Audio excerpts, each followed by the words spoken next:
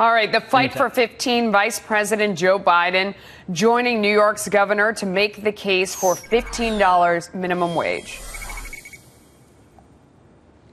Middle-class wages are still stagnant, and the working poor are living in poverty. Every working man and woman in the state of New York deserves $15 an hour as a minimum wage, and we're not going to stop until we get it done.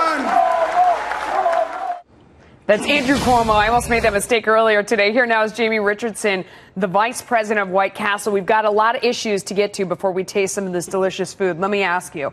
So you heard New York's governor right there talking about a $15 an hour minimum wage. You guys have 38 franchises and locations within the state. What would be the immediate impact of that?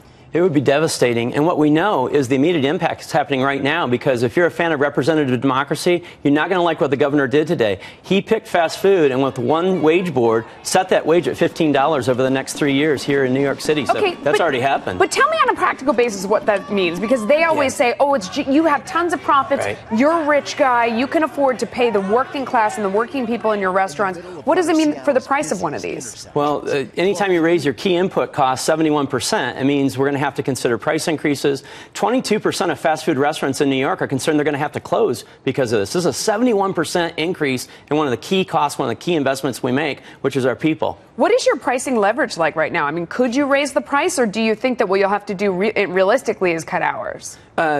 We're going to have to look at everything. But to raise prices 71%, what doesn't get reported a lot is that what about that person who's making $13 an hour right now, who's been with us 8 years? They're going to want an increase, too. So it ripples through. And the tough part is it doesn't create more opportunity. It robs job creators of the chance to make more jobs. Yeah, absolutely. The other really stupid thing that they're doing, New York City is becoming the first in the nation to require salt warnings on the menu. I'm not an advocate for salt, but they just did this with calories, and everybody had to redo the menu. So now you come in and you do it with salt. I mean, it's like they think money grows on trees. How do they think these things get paid for? Maybe it is good to tell people about salt, but to make you list and reprint all the menu, how do you pay for that? Restaurants everywhere, including White Castle, are reducing sodium levels. We're sharing all of our information already. To that point, the final rules haven't even been written on the federal guidelines we're supposed to implement in a year and a half. So it's ridiculous to have two different ways that we're trying to approach this right now. It makes no sense. And it's another cost. I mean, we just went through this whole thing with calories. You'd think they could have done it at the same time.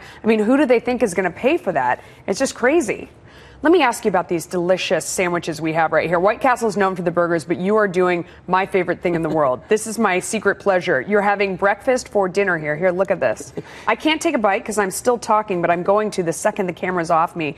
Tell me about why is there demand for breakfast at nighttime? Because we're seeing McDonald's do this too, so this is a big move. Yeah, customers everywhere are wanting anything, anytime they want it. And so White Castle, we're cracking fresh eggs to make these sandwiches. You're going to be able to get anything on the breakfast menu, not just a few items, anything you want any time of day. And what we're hearing is, especially the millennials, they're not bound by the constraints of normal time. So they want to be able to enjoy and savor the flavor of that freshly cracked egg and these Belgian waffles, the most imported meal of the day. There you go. Imported. I like that.